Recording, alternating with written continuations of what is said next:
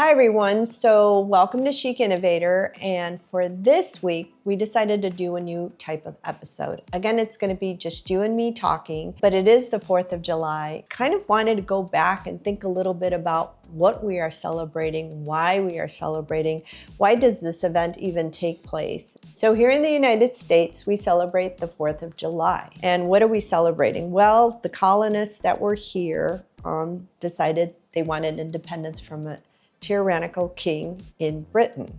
There are many reasons for that, and we'll share some of those with you, but that happened in 1776, where there was actually a Declaration of Independence that was put together. Actually happened July 2nd, 1776, and then on July 4th, everybody decided to celebrate. A lot of people, though, didn't want full independence, and there was a lot of fear amongst the colonists, but many of them felt that it was very, very important.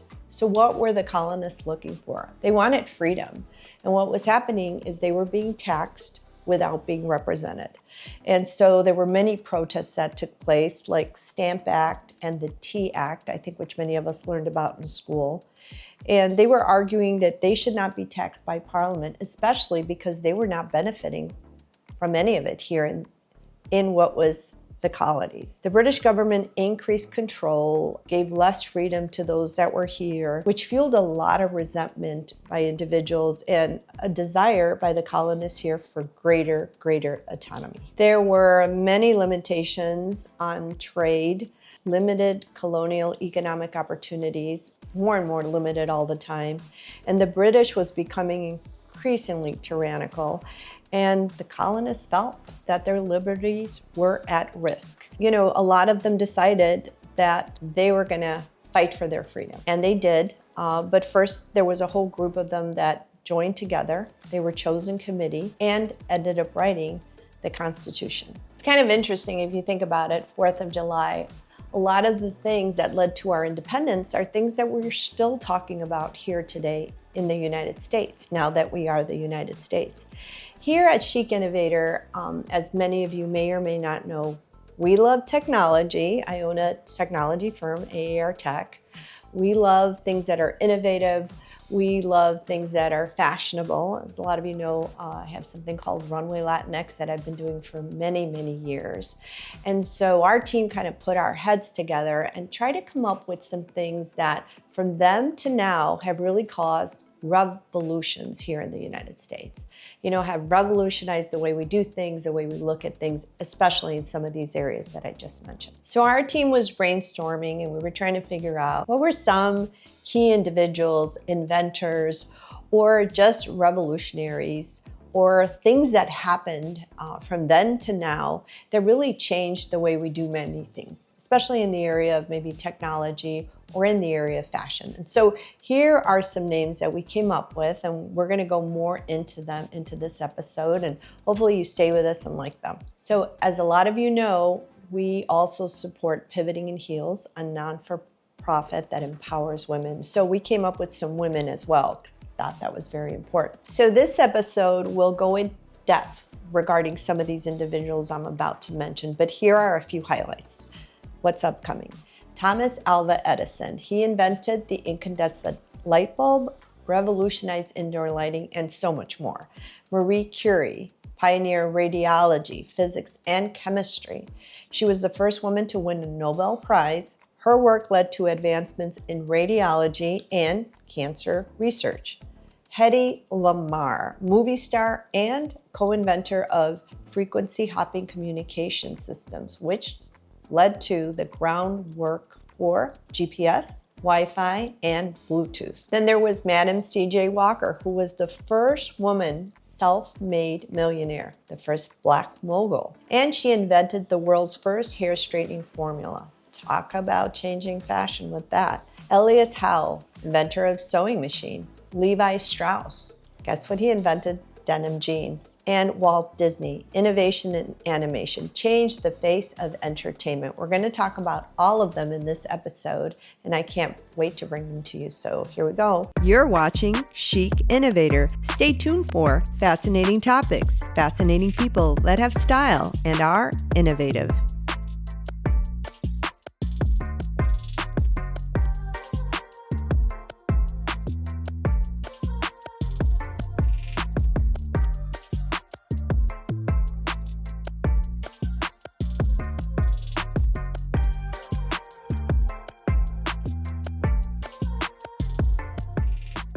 You're watching Chic Innovator.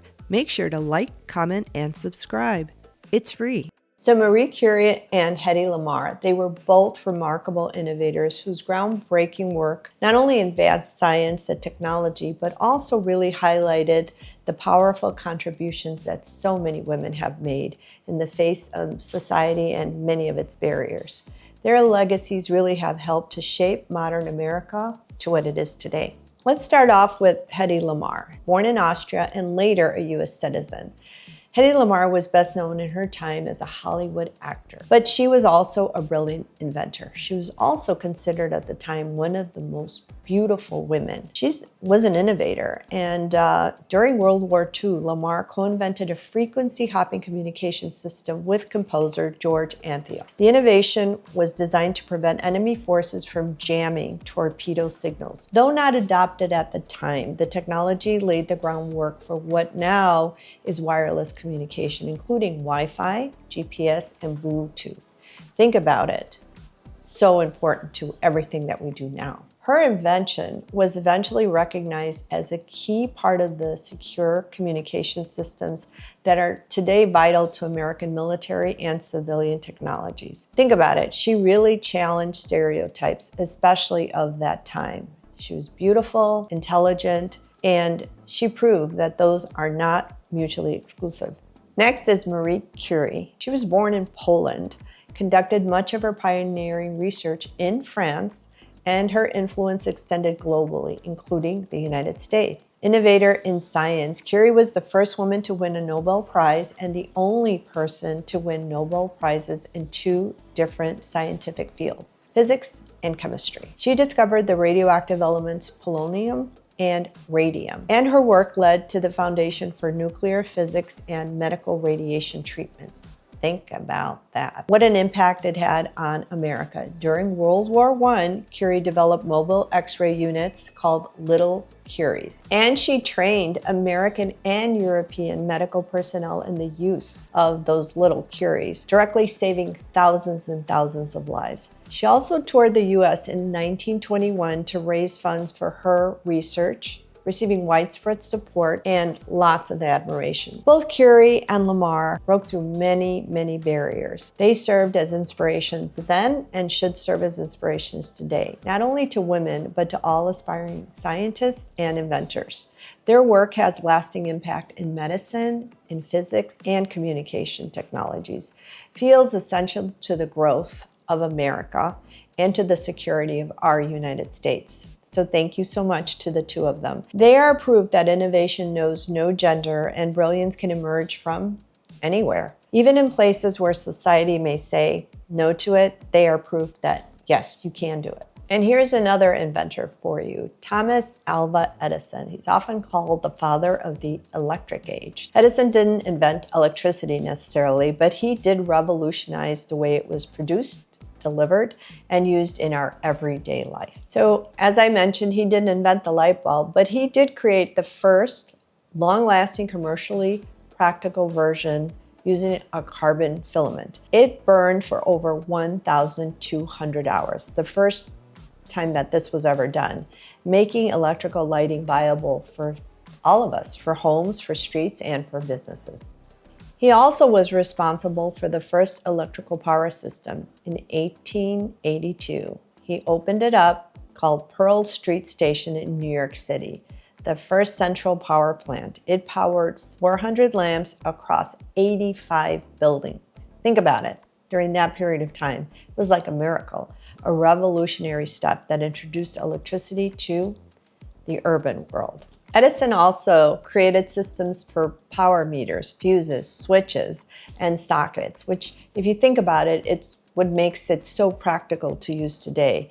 He was laying the foundation for the modern electrical infrastructure that we all use. So why was this so important? I think we take electricity for granted today, but before we used to have to rely on gas lamps, oil lanterns, and candles, which were all pretty dangerous to use. They were dim, dirty, and could start all kinds of fires. So Edison's system turned electricity into something safe, something reliable, widespread, and utilitarian. Generation transmission and appliances, we use them all now. And the access to public, which was so great.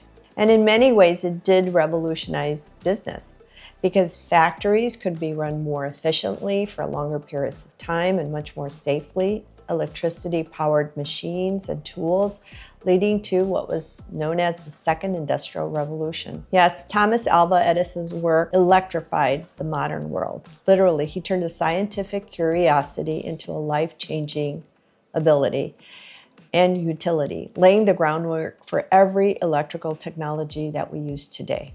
Thank you, Thomas Alva Edison. So a lot of you know that I love fashion, and so much of fashion would not be viable now if we didn't have a sewing machine. And so who invented the sewing machine? There were several inventors that contributed to what is now the modern day sewing machine, but an individual by the name of Elias Howe is really credited with the patent of the sewing machine. His machine used a needle with an eye at the point, thread from a top spool and shuttle carrying a second thread to create a secure, strong stitch. Although not the first attempt at a sewing machine, Howe's design was the first functional and reliable model that we know of. Later on, Isaac Singer took Howe's concept and he commercialized it with improvements like a foot pedal known as a treadle to power the machine in a more durable design, a design, frankly, that a lot of people have in their homes today, including myself, leading to legal disputes between Howe and eventually having Howe win the patent. Let's just remember what happened before the sewing machine was invented. Having a garment made for men or for women was such a slow process. Everything had to be hand sewn. It was so labor intensive. But the machine, the sewing machine, reduced production time by over 90%. Think about it. I mean, it's what has led to fashion today. It enabled the rise of ready-to-wear fashion industry, especially in the US and Europe. The sewing machine really did revolutionize fashion and, frankly, our world in a lot of ways. Clothing became cheaper, it was more accessible to the average person. In the past, it was only very wealthy people that could afford getting brand new garments on a regular basis, and it improved the way society moved and how you were able to move up within society. Personal expression changed, and class distinction also changed. And the global impact, it spread everywhere, to Europe, to Asia, revolutionized textile production worldwide and helped industrialize countries like Britain, France, Japan, and China. Paved the way for global fashion supply chain, which we know very well today. And one other thing you should know is that Singer pioneered something, the installment payment plans, which a lot of people use today. He initially used it to sell machines to the working class families. What would happen without the sewing machine today? Clothing would still have to be custom made, and it would take very long, and it would be very expensive. And the modern fashion industry, retail chains, seasonal trends, global productions may not exist.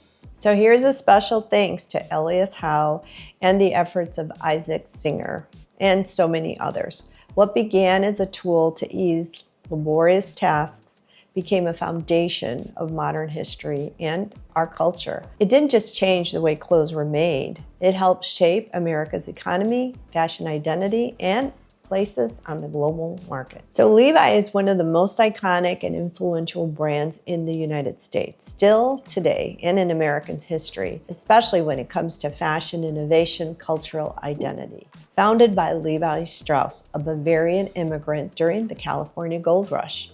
Innovation in 1873, Levi Strauss and tailor Jacob Davis patented riveted denim pants, what we know now today as blue jeans. They were originally designed as durable workwear for miners and for laborers. Think about it.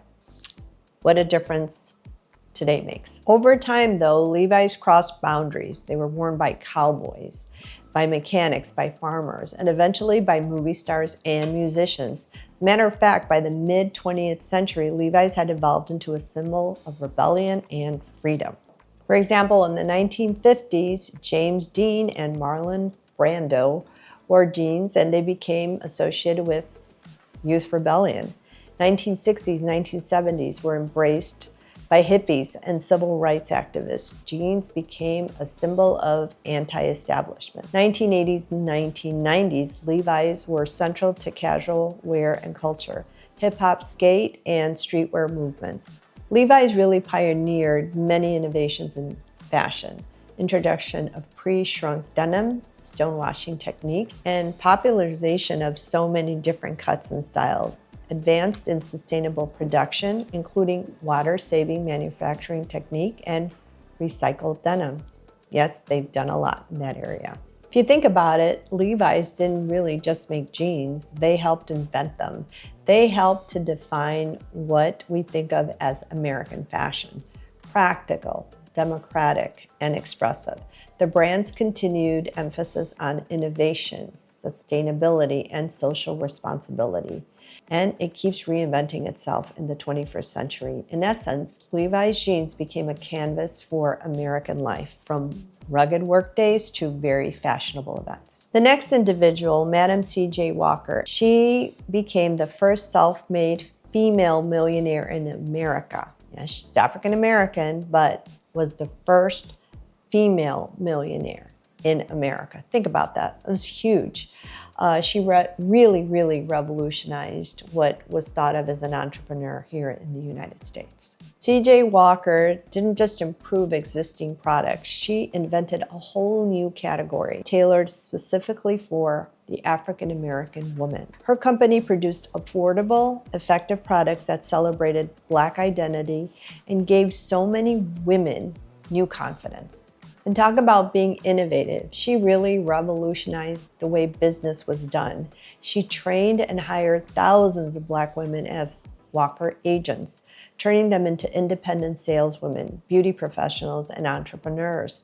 Think of the Avon lady or the Mary Kay woman. That was the beginning of it all. Her company was a model for economic empowerment, especially for women of color at that time, when job opportunities were extremely limited. These jobs offered financial independence and upward mobility. Madam C.J. Walker, she proved that African American women could be successful and they could be great entrepreneurs, even in a racially and gender-biased society. She inspired future generations of Black-owned businesses and women-led entrepreneurs. But apart from all that legacy, she also used her wealth to support civil rights causes, including the NAACP's anti-lynching campaign, Black colleges and scholarships, African American cultural and community organizations. Her lavish home, Villa Lavaro in New York, became a gathering place for many Black leaders and thinkers, including W.E.B. Du Bois and Booker T. Washington. Madam C.J. Walker wasn't just a beauty product developer. She was truly a visionary. She turned her personal struggle with her hair into a national movement. Through innovation, business acumen, and social activism, she made her mark as a pioneer of Black capitalism, women's empowerment, and American enterprise. Her story is a reminder that innovation isn't just about technology. Sometimes it's about seeing people in a whole different way, something that makes them feel seen, valued, and powerful, and beautiful. So we're going to finish this episode with a salute to Walt Disney, who was born in 1901 here in Chicago. He showed an early interest in drawing and creativity. And then in 1923, Walt and his brother Roy O. Disney founded Disney Brothers Studio in Hollywood. The company's first success came with Oswald the Lucky Rabbit, but they lost the rights to that. So then Walt created a new one. Guess who? Mickey Mouse, which came out in 1928. Introduced Steamboat Willie, which was the first cartoon feature synchronized sound. Think about it. Cartoon features synchronized sound. When there was none, they created it. Steamboat Willie really revolutionized the industry. It blended sound, animation. It had never been done before, and especially so smoothly, and now commercially. In 1937, Disney also released Snow White and the Seven Dwarfs. Who has not heard of that? The first full-length animated feature film. Many predicted it would fail, but guess what? It's still successful to this day. Disney pushed for multi-plane cameras, giving animation depth and dimension. We call it the multiplane camera. Where did he think of all this, if you think about it? Pioneered the use of storyboarding, now a standard in film production. He really created a game changer and creating iconic characters such as Mickey, Donald, Goofy, and later our beloved Princesses Cinderella, Ariel, which became universal symbols for us all. The Disney stories really emphasized hope, imagination, resilience, the triumph of good above all. And it deeply resonated in the hearts of those of us here in the United States and actually worldwide. Then theme parks were created. In 1955, Walt Disney opened Disneyland in Anaheim, California, the first ever theme park of its kind. Revolutionary, very innovative. It combined storytelling, immersive design, and custom experience in many ways that had never been seen before. Later, Walt Disney opened and expanded on his vision of the city of the future with the Epcot Center. I love that place. He transformed animation for kids to an emotional experience and cinema for everyone, for adults. Merchandising and brand integration was also something that he revolutionized. It was amongst the first to master cross-platform storytelling, from film to TV to merchandise to theme parks. He had a vision that very few have shown even now. Was also an incredible business mind. The business model that was created really helped to shape today's transmedia empires like Marvel, like Star Wars, both now Disney owned as a matter of fact, and even brands like Apple and Nike. Disney films helped to standardize more storytelling, fairy tales, and really idolized the versions that we had in childhood and brought them to life in front of all of us. And it was spread around the world, not just here in the United States. It is what created a conglomerate, many of which we know today. Disney now owns Pixar, Marvel, Lucasfilm, 20th Century Studios, and so much more. So we brought to you past to present, and happy 4th of July to all of you. I think we have so much to be grateful here in the United States. And I think also the past that the colonists that fought so hard for our freedom, also left a lot of lessons for us to take a look at. History leaves for us so many lessons, but we highlighted some individuals that we think you'll find interesting. Please give us your comments. Please share with us if you enjoyed this.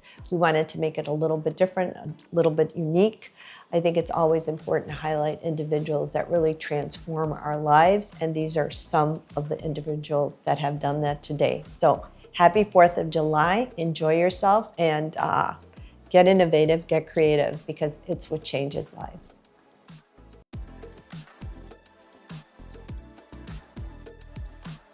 Thanks for watching Chic Innovator. Make sure to like, comment, and subscribe.